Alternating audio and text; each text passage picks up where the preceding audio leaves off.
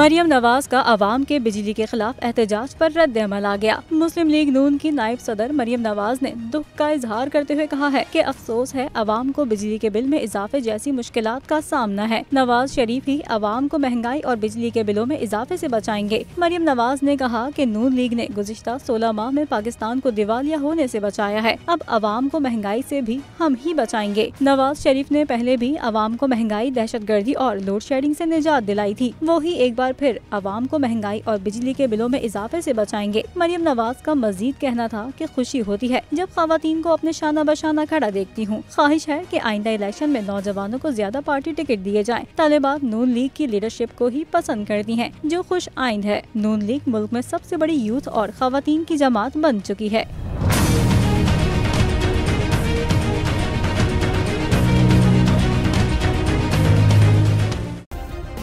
Subscribe करें और bell दबाएं ताकि कोई खबर रह न जाए।